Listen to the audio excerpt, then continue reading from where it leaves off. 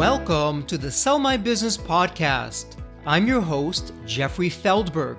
This podcast is brought to you by Deep Wealth and the 90-Day Deep Wealth Experience. Your liquidity event is the largest and most important financial transaction of your life, but unfortunately, up to 90% of liquidity events fail. Think about all that time, money, and effort wasted. Of the quote-unquote successful liquidity events, most business owners leave anywhere from 50% to over 100% of their deal value in the buyer's pocket and don't even know it. I should know. I said no to a seven-figure offer and yes to mastering the art and science of a liquidity event. 2 years later, I said yes to a different buyer with a nine-figure offer. Are you thinking about an exit or liquidity event? If you believe that you either don't have the time or you'll prepare closer to your liquidity event, think again. Don't become a statistic and make the fatal mistake of believing that the skills that built your business are the same ones for your liquidity event. After all, how can you master something you've never done before? Let the 90-Day Deep Wealth Experience and our 9-step roadmap of preparation help you capture the maximum value for your liquidity event. At the end of this episode, take a moment to hear from business owners just like you who went through the Deep Wealth Experience.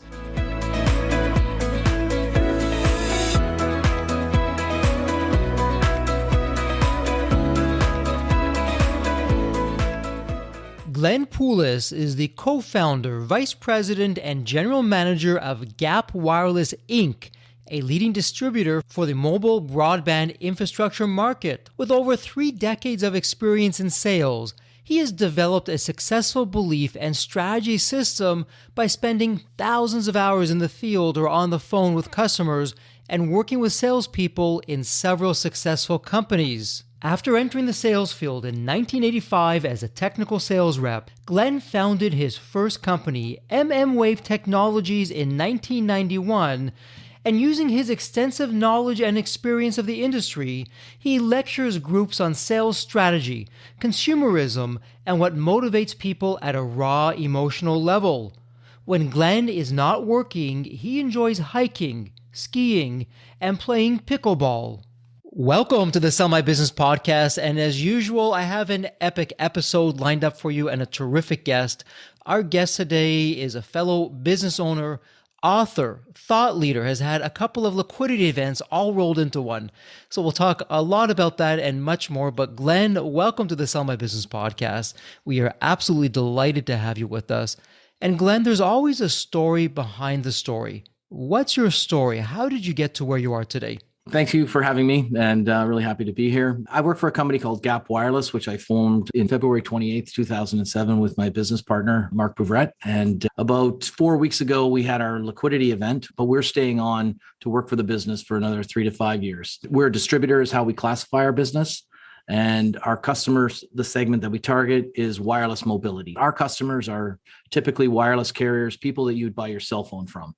We don't sell cell phones or service or anything like that. We help the cellular operators build their network by selling them antennas and cable and products and amplifiers. If you're in a stadium and your cell phone works today, it's because they probably bought a system from us or perhaps one of our competitors, or in the mall or any place where you used to walk in and the moment you walked in the door, your cell phone dropped off. We sell systems and solutions that allow cell phones to work indoors. And of course, years ago, people would say, oh, cell phones, those will never catch on. They're too expensive. But as we know today, it's probably the most ubiquitous piece of technology that exists. We picked the right niche. And in addition to selling the infrastructure to help build the cellular network, we also sell what we call test and measurement equipment. So these are instruments that carriers and contractors and even manufacturers and other educational institutions use to measure electrical signals. And we represent top brands from around the world. And our business strategy has always been to sell the number one or the number two brand in a particular technology niche. And for instance, the Kleenex of facial tissues, if you will. And our claim to fame is that we are a technical distributor in the sense that we'll take technologies from all over the world and we'll bring them to our local territory where we sell, and we'll present them to customers, build demand, and then, of course, sell them the products over time. And that's sort of what the business looks like. Well, Glenn, that's quite the story. And I know a lot of what you're sharing there is in the book, and we'll talk about the book as well for just a moment. It's interesting if we can talk about your liquidity event, and this is now your second one, and you're doing what's called a recap. And for our listeners out there, if you're not familiar with a recap, Glenn, what he's doing is he took some of the chips off the table, so to speak, and still owns a percentage of the company and is now with a private equity group that they're doing a roll up and they're investing in other companies. That's exciting. We hear so many terrific stories that come out of that. So Glenn, on this last go round, you had a successful liquidity event. Things went well. And at the same time, as we look back at things, we can always do some things better. So for our listeners out there, I'm sure they would love to hear what worked really well for you in terms of some strategies for the liquidity event that you would do again for the next one. The biggest difference between this liquidity event and the last liquidity event, which was 17 years ago, actually, was the level of complexity and due diligence that had gone on. It was a much bigger company that was acquiring us. We were actually the second company into a fund under a private equity group. And so it was an operating company that acquired our business. And I really learned what the term due diligence means. And oftentimes you talk to people about your business and you tell them what they do. But in due diligence, you really need to explain to them in black and white how you do it and back it up with all the paperwork. So one of the biggest takeaways that I had was fortunately, we're really good record keepers. So contracts, customer contracts, vendor contracts, pricing analysis, how do we come up with our pricing? How do we market strategies? A lot of that we documented and we kept records of it. And it was a good thing because there was about 125 separate folders of information that the company was looking for. How all your people, what are their strengths, your customers, what are their strengths and weaknesses, who are your competitors.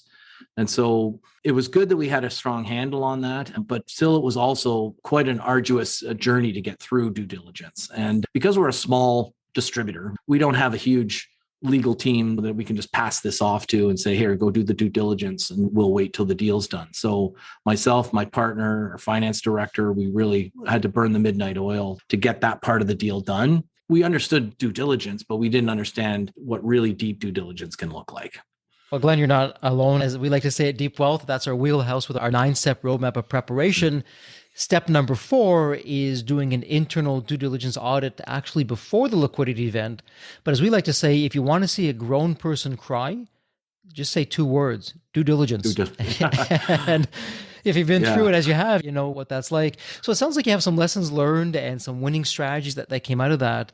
But I also know, and you and I had a chance to talk offline, that this successful liquidity event was very different than the first liquidity event that you had. And there's more lessons learned in that one than successes. And maybe you're open enough to share for our listeners what not to do in a liquidity event in not this one that you had, but the one that was a number of years earlier. So what happened there in that first liquidity event that you had? I think it was 15 years ago, you were saying? Yeah, it was 15 years ago minus 18 months because we only really operated for about 18 months after the liquidity event. So that business, it was called mmWave. And it was in 1991, I was the original founding member of the company. And when I had come up with the name, the funny thing about it was that many people, what is that about? And I was telling them about these newfangled cell phones and it's going to change the world. And only nowadays is the word mmWave really becoming into prominent and ubiquitous use. But regardless of that, we started as a small company. We grew for about 13 and a half years. And a public company approached us about buying the company and rolling us into their group of companies. There were cell phone stores in there. Again, we don't sell cell phones, but I mean, we could definitely relate to them. It was a household name, the company, the brand of cell phone stores. And it all seemed great. And at the time I was 29 plus 13 and a half years and in my 40s, and they were offering a lot of money. And I went from overnight from being well off working in the business and making good money to a multi-millionaire. But the problem was that what I didn't realize, my lack of business smarts in the public world, was that the public entity was trading shares for our business. So we got very little cash in the deal. And they gave us shares in the business. The day we did the deal, the shares were worth probably $1. 18 months later, the shares were worth a sub a penny. And I'm not a public market expert. I can't talk to the vagaries of this and that and how it's done. But it was basically we picked a bad partner. That was really the lesson that I learned, was the partner that we picked, how exactly they mismanaged it to bring the share price down so low. So my millions of dollars became a paltry sum. And so one Black Monday, they came to us and they said, it was literally, we knew that there were trouble. We were fighting for business and orders to keep the cash flow, but the CFO came to us and said, we cannot make payroll. We are illiquid. And we went into receivership. And 100 of us, essentially, I lost all my money and everyone else lost their jobs. So tragic. And, for our listeners, what you're hearing here, obviously, the first liquidity event was not a success story. The second liquidity event is a success story, but we're keeping it real here. And Glen is sharing heavy lifting from the trenches. And Glen, as I heard you spoke, look, hindsight is always 2020 and there's no judgment here. And as we look back, we would probably both agree, for our listeners, any company that comes along and wants to pay a whack of money, as you said, but not have a lot of cash up front and it's mainly shares without going into more due diligence on that company, perhaps it's a red flag. And so it's really, forget buyer beware, it's seller beware in that instance. And the good news story here is that you're able to leverage that. And when that company went under, what happened next that you were able to get into Gap Wireless? I was faced with the, one day having a job because I was not only an owner but I also was getting a paycheck every 2 weeks. And that was how I paid my bills. Now I was unemployed. And so I either had to create a resume, start hitting the streets and go applying for jobs, or I had to restart in the business. I already had collected a list of all the things primarily related to serving the customer, market strategies, pricing strategies that I didn't feel they had been doing right. My voice was not always heard. And I said, I want to do it again, only this time I want to do it my way. And as I had said to you earlier, I started with G as my first name, Glen, last name Poulis, GP. I bought a vowel A, Gap. And that's how I came up with the name Gap. Added wireless, which is our game. And Gap Wireless was formed. A few days later, I met with my partner and we decided to do it differently. And so we approached some of the old vendors that we had been working with. We actually agreed to pay them all back. And the 3 or 4 important ones came with us. 1 or 2 of them said, okay, pay us back. The other 2 said, it's not your debt. Yeah, you were a shareholder in that business. So a couple of them did make us pay them back. The other ones did not. And we went around and then, of course, we had also upset many of the customers because the old company didn't ship product and the supply line was interrupted because they had been paying the bills. So then the manufacturer stopped shipping. And so we had to then beg the customers to re-add us as a vendor. And luckily, a couple of our big customers, our relationships were strong enough. They started with piecemeal, very piecemeal looking back, and they agreed to do business with us, set us up as a vendor. And we slowly started to going to town. At the time, it was myself, my business partner, another salesman we'd hired, and then a lady that helped me with some of the back end, the order processing and some of the bookkeeping and such. There was 4 of us. So basically, I was warehouse guy, sales guy in my area, packing boxes, basically doing everything. And then we grew the business for a number of years. We expanded into some other divisions. We added the test equipment division. Then we added a couple of other divisions, which we later regretted, and we had to right size the business. And we sold off our service division. We realized we weren't specialists at that. So that'd be people climbing towers, mounting antennas. Our specialty was selling antennas to the carriers, getting them to buy them, not climbing the towers and mounting them. And we just were never really good at it. So we sold that. We got out pretty cleanly on that. We also had gotten into drones and unmanned aircraft. And during the sort of the heyday a few years back when everybody had a drone. And so it became very competitive. We also got out of that and we had restructured some of the people out. These were the 2 hardest and best moves we had ever made.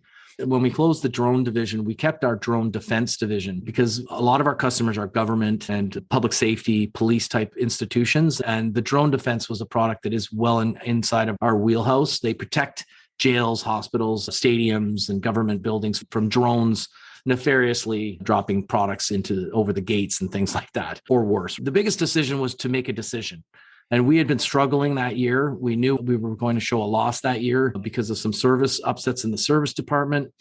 And I went to my partner and I said, look, Mark, we're cutting this whole group here, 40 people. We're closing the drone division. We're pulling back from some of these other remote territories where we don't belong.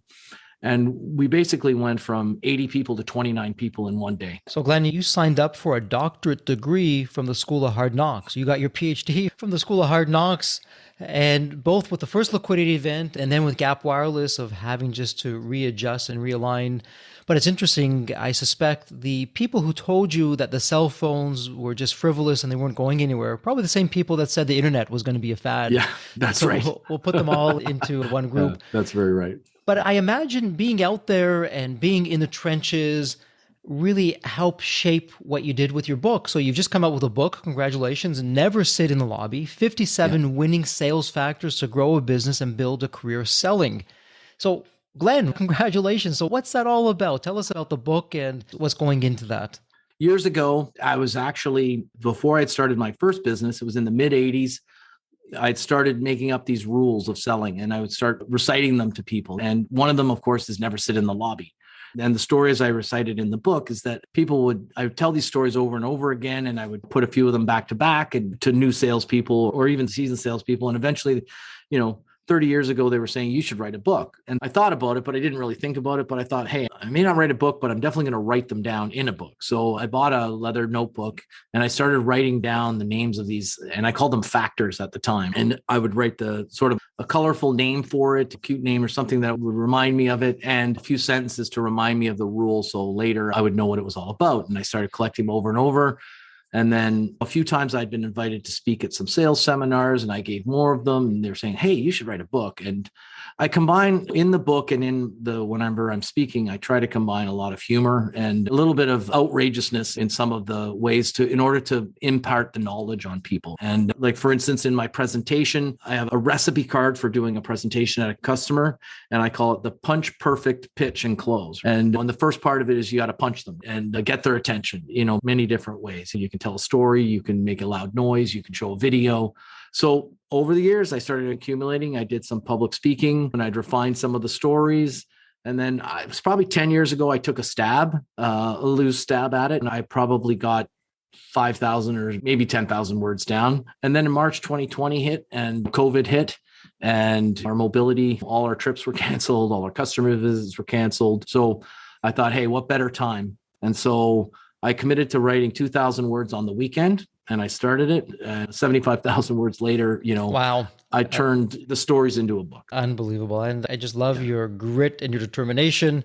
I'm just going to do it a little bit at a time. And it's amazing. I think human nature, we tend to underestimate how small, consistent actions done every day really add up.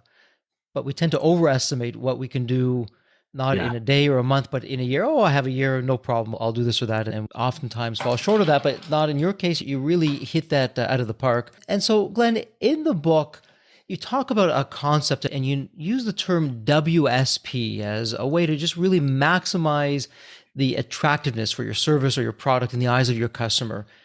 Talk to us about what is WSP and why should I care about that as not only a business owner, but really anybody in business who wants to have some growth and get some new revenue and profits in.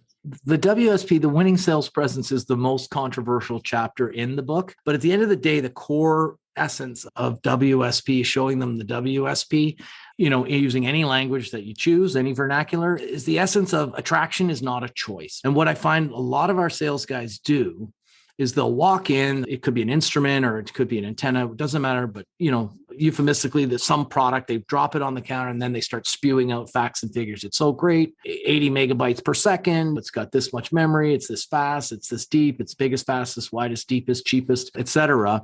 And it just comes up as a lot of braggadocio, as I call in the book, where, the story I use in the book, and it happened actually today as well, was I pulled into a parking lot. I got out of my car and I walked 2 cars down. I looked to my left and there was a Mercedes-Benz GT, but there's instant and actually unshakable attraction. It just is attractive. It doesn't have to brag about being attractive. It doesn't have to do anything to be attractive. It just is.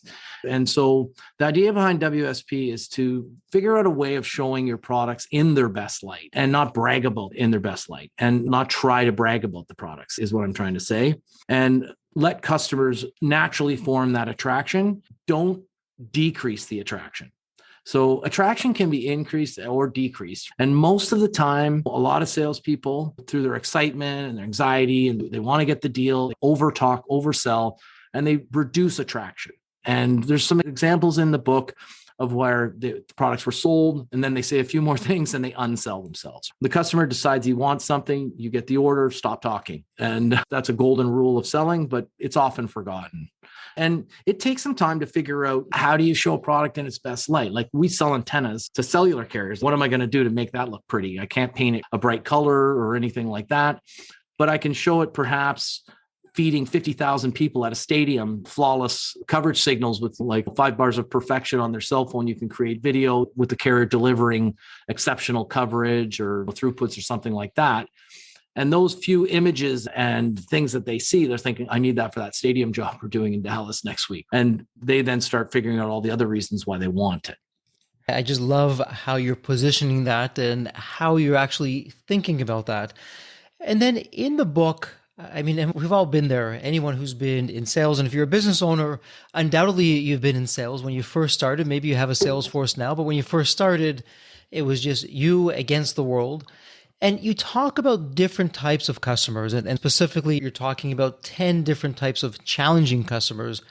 What should be our takeaway of that? And obviously, everyone who's listening, get the book. We'll have this in the show notes and how you can buy it, where you can get it, and definitely read the book and go through it. But in terms of a quick overview, Glenn, what should we know? There's 10 types of challenging customers. How do we overcome that? What I do is I describe them by virtue of their, call it character defect, or maybe it's a quality, but the people that beat you up on price or that sort of a thing. And people that are unethical. One of the favorite stories I like telling is the one, beware of the customer who wanted to ride in the Ferrari, and which is a takeoff on a lot of books out there. But what ended up happening in that sort of situation was, it wasn't so much the customer, it was the combination of the customer and the supplier, which was a global telecom supplier, a very large household name. And we had struck a deal to work with them and bring our customers to them. And they had sent their big, hairy, audacious business development guy. And his requests were as big and audacious as his size. The guy was like 6'7". He was just giant compared to me. So he towering over me. And we were like, oh my God, this is a global telecom. It's going to change the face of our business. Whatever they'll do, whatever they want, let's make it happen. And we got intoxicated with the opportunity. We already knew our customers and we'd already brought them years of products and services and what have you. But now we could bring them this giant partner. And the guy starts off by saying, okay, I'm coming to town, but I'll only stay in 5-star hotels. So I can't come out to the suburbs. I need to stay downtown. I want to stay in the Four Seasons. And I'm bringing somebody along. Don't worry about why they're here. I need you guys to get me tickets to the hockey game. And I also need you to rent me a Ferrari for 3 days. Wow, not too much of a list there. Just a few things. And so the crazy lesson was that we actually convinced ourselves to do these things. And in the end, what we realized was that he was really just a bully, and he's just sent in to front run and drive down the pricing, drive down our margins, and really didn't bring anything of value. So rewarding him with hockey tickets or riding a Ferrari was the last thing we should have done.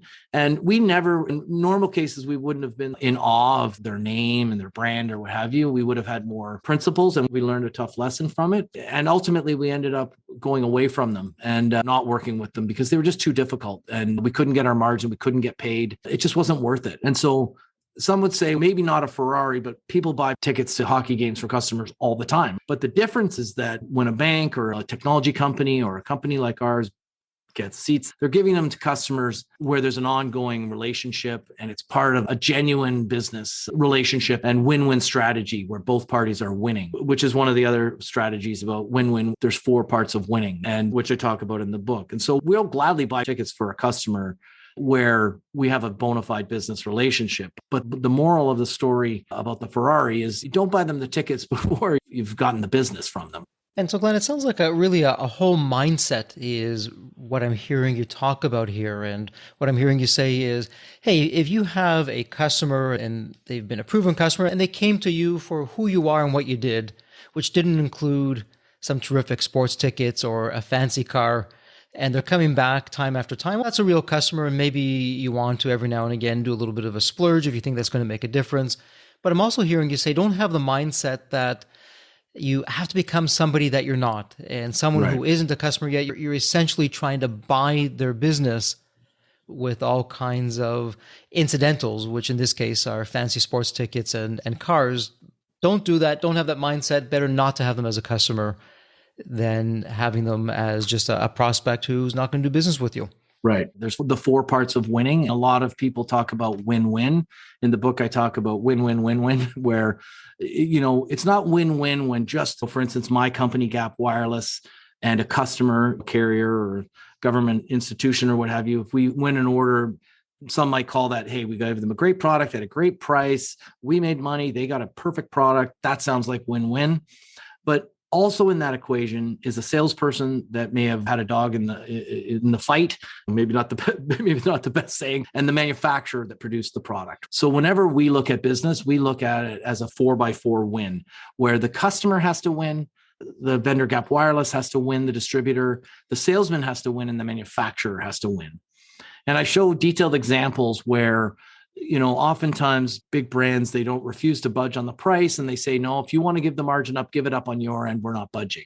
The customer saying, if you don't lower your price by X amount of percent. But I show how if you can take a step back and really get all the parties participating equally, you can lessen the blow significantly for everybody and still meet the objectives. And I really like that story. I think that there's a lot to that. And really what I like about your approach, if I can use the word holistic, it's a holistic approach because you're really looking at all the stakeholders that are involved in the process. And how often as business owners are we just thinking of ourselves? In a liquidity event, oftentimes business owners are selfish. We're just thinking about ourselves. We're not thinking about the future buyer.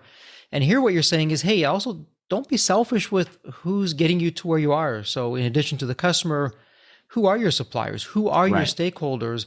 How do you create a win-win-win-win, a 4X win all the way around so that everyone wants to do business with you, not just the customer, but when you phone your supplier and they are busy, but they see that as you calling in, they're going to pick up the call because, hey, they take care of us. They've created a win-win with us. So I really like that approach. How did you stumble upon that in the first instance, Glenn? What got you to that 4X win thinking? I've always been in front of customers. I learned all these lessons in the streets, selling to customers, selling against our competitors. And then I took over the role of sales manager and interfacing with my guys, trying to get them the deal that they needed, and then having to go back to the manufacturers to try to put the deal together. And so I had that unique sort of position of seeing everyone's position in the matter. And I talk at length in the book about empathy, and I talk at length about empathy almost every day. I bring it up. Now I have the book, so I can refer, hey, in chapter 7, I talk about, I can refer people to the book. And I talk about truly understanding what the word empathy means, not confusing it with sympathy or compassion, but empathy means truly putting yourselves in the shoes of another person and feeling their feelings, literally feeling them. And I understand how manufacturers' margins are driven. I understand the customer's needs. I've been a salesman and now I run a company. I know what it means. If I reduce from 20% margin to 18, the salesmen are like, you're only losing 2%. I'm like, no, I'm not. I'm losing 2 divided by 20% margin. And I'm losing more 10 or 11% of my margin. And so by understanding all aspects of the business now, I can put myself in everybody's shoes and then try to put a deal together that's win-win for everybody. And my favorite, there's so many favorites, but one of my ultimate favorites, which my salespeople and my employees quote all the time, is my saying, freedom begins with no. And a lot of people are like, what does that mean? What does that mean? And it's very simple. The work always starts when you say yes. Like something simple, like your friend says, can you help me move on the weekend? And we've probably all been there, maybe not at my age or what have you, but we've all been 26 and the buddy says, hey, I got to move apartments. Can you help me move? And you're like, oh, sure, no problem. And then, of course, you show up and you realize what it's like slugging coaches up 3 stairs. And not to say that he doesn't need your help. Later in life, I learned, hey, budget movers will do that for $300. I'll pay half. You pay the other half, that kind of a thing. And so I'm sorry, no, I can't help you with that. But it's when you say yes that your work starts. So the customer says, hey, can you improve delivery on this and get me a better price? And if you say yes, now you all of a sudden you're phoning all over the world trying to get worrying about global shipping problems and timelines and trying to get them better pricing. But if you say, I'm sorry, we went in with our best price and due to logistical situations presently, we're not really going to be able to improve the lead time. And as a matter of fact, if we don't get your order by this week, we're actually going to miss the next freighter, the next air freight, or it could be something related to the global supply. And you're actually going to miss your date by a significant amount. And so I'm sorry, I'm not going to be able to meet any of those requests, which is a fancy way of saying no. And I can then go home at night and put my head on the pillow and I don't have any worries at all. But imagine if I say yes to all those and I have a boss, I got to go tell the boss, hey, I said we'll improve the delivery, which we can't, lower the price, which we shouldn't. And so, when you're win, sometimes saying no is how you get to the win and putting an end to the negotiation and the discussion. And I know we're starting to bump up against some time here, but this is really an important topic. How do you prepare yourself mentally to say no? So many times things are going along great, and then a customer just throws you a question. Let's say they're one of your VIP customers, and you don't want to let them down. And of course, you want to please them. So if you get taken off guard and they throw a question your way, Glenn, do you have a go-to strategy of either words that you're saying or a tactic that you'll use that helps you not overcommit to something that you probably shouldn't be committing to in the first place? So, yeah, that's a really good question, actually. And so, a lot of times when someone asks you for something and you're not sure how to say no, it's because you weren't prepared. You didn't think through the variables and where you are in the sales cycle. For instance, maybe you're presenting the pricing and you know that it's your bottom line, but you hadn't really thought through what am I going to say if he says no. For myself, I actually role play those stuff in my head on the way to the customer. I sit in the parking lot. And as I'm standing in the lobby, as I say, never sit in the lobby, I'm thinking of all those things. But the biggest way to prepare for how to say no is to learn how to stop saying yes. And that's actually the bigger leap of faith. Because the people, a lot of times the sales guys, salespeople, they're afraid. Like they're just scared of rejection. They're scared of losing the deal, putting off the customer. The guy's got he's a foot taller and a foot wider than you. And you're just frightened and you're just afraid of the outcome and you're afraid to say no. If that same guy goes home and his kid says, Dad, give me $5 so I can waste it on a bunch of candy, rot my teeth. He's like, no. Because he's learned how to say no to his kid and he's not afraid to say no. And his kid, there's no repercussion. And so you have to practice saying no and having the fortitude of conviction that you've brought them the right product at the right price. And you ask to come in with the best price. You've done that. It's not reasonable for you to ask me to give more. And unless you're willing to give something like give up warranty, pay earlier, then we're not going to be able to meet those requests. So I hope that answers the question, but it's more about learning not to always say yes and rip the Band-Aid off of that. Again, it sounds, Glenn, so much like it's really a mindset combined with preparation. Really starting today, and for all our listeners out there, a great excuse to get the book where you can walk us through how to do this, but really walking into a customer meeting and in the back of your mind, okay, they may ask me for something. I don't know what that is, but they may ask me for something that is going to put me on the spot. Saying yes is not going to be a smart answer. Let me prepare for that. Let me try and think of what that possibly could be. And some of the examples that you gave, Glenn, of what you could say in a polite way of saying, you're not saying no directly, but you're saying no and you're giving the explanation why. It sounds like an absolutely terrific strategy. Yeah. So Glenn, I think the takeaway from there for our listeners is get the book. We'll put it in the show notes. There'll be a link and you can read that. But we're at the point in our episode, Glenn, where we need to start wrapping up. And my favorite question to ask at this juncture, and every guest gets asked this question, is as follows. When you think of the movie Back to the Future, you have the magical DeLorean car, which can take you to any point in time. Glenn, imagine it's tomorrow morning. You look outside your window, and lo and behold, it's the DeLorean car. The door is open. It's waiting for you to hop on in. And you're now going to go back to any point in your life. Glenn, as a child, or maybe a teenager, young adult, whatever period of time that would be, what would you tell your younger self in terms of life lessons or wisdom or Glenn, do this, but don't do that? What would that look like for you? So, there's different ways I could go with the answer to that question, but in keeping with trying to be as honest as possible, usually I have all sorts of business advice for people and career advice. I love the chapter. My mentor made me do it. I recommend everybody read it on how you can accomplish anything that you want. But if I could go back to my own self, what I would tell myself is to take care of my health earlier, focus on my health, not letting things like diet, fitness, and exercise take a backseat to making money and building businesses and things like that. I actually gave up drinking in 2004. I would tell my old self, quit in 94 or 84. I never really got any value out of that. And all about building as someone that you can be proud of your behaviors and what you've accomplished.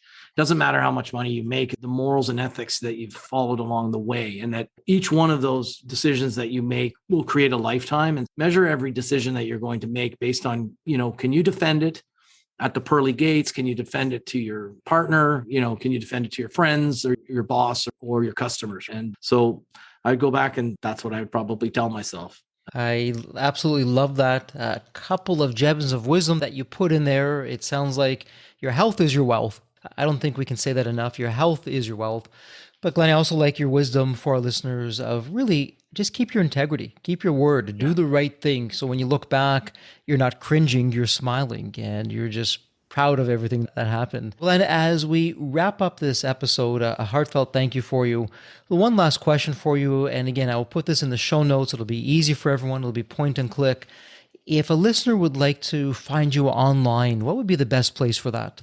My website, which is glenpoulis.com, and that has links to all the other social media and other things. And there's some freebies on the website, get free downloads and things like that, and links to the book, of course.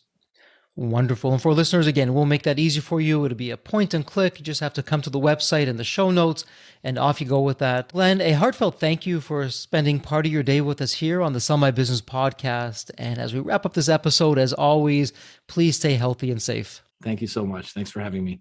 The Deep Wealth experience was definitely a game changer for me. This course is one of the best investments you will ever make, because you will get an ROI of 100 times that. Anybody who doesn't go through it will lose millions. If you don't have time for this program, you'll never have time for a successful liquidity. I mean, it was the best value of any business course I've ever taken. The money was very well spent. Compared to when we first began, today I feel better prepared, but in some respects, maybe less prepared, not because of the course, but because the course brought to light so many things that I thought we were on top of that we need to fix. I 100% believe there's never a great time for a business owner to allocate extra hours into his or her week or day. So it's an investment that will yield results today. I thought I will reap the benefit of this program in 3 to 5 years down the road. But as soon as I stepped forward into the program, my mind changed immediately. There was so much value in the experience that the time I invested paid back so much for the energy that was expended. The Deep Wealth experience compared to other programs is the top. What we learned is very practical. Sometimes you learn stuff that is great to learn, but you never use it. The stuff we learned from Deep Wealth experience, I believe is going to benefit us both. I've done an executive MBA. I've worked for billion-dollar companies before. I've worked for smaller companies before I started my business. I've been running my business successfully now for getting close to a decade. We're on a growth trajectory. Reflecting back on the Deep Wealth, I knew less than 10% what I know now.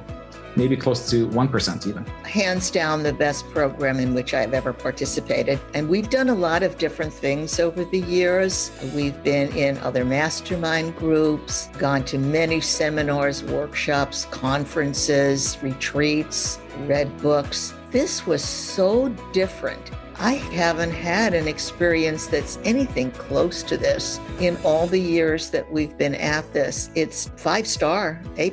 I would highly recommend it to any super busy business owner out there. And Deep Wealth is an accurate name for it. This program leads to deeper wealth and happier wealth, not just deeper wealth. I don't think there's a dollar value that could be associated with such an experience and knowledge that could be applied today and forever. Are you leaving millions on the table? Please visit www.deepwealth.com/success to learn more. If you're not on my email list, you'll want to be. Sign up at www.deepwealth.com/podcast. And if you enjoyed this episode of the Sell My Business podcast, please leave a review on Apple Podcasts. Reviews help me reach new listeners, grow the show, and continue to create content that you'll enjoy. As we close out this episode, a heartfelt thank you for your time, and as always, please stay healthy and safe.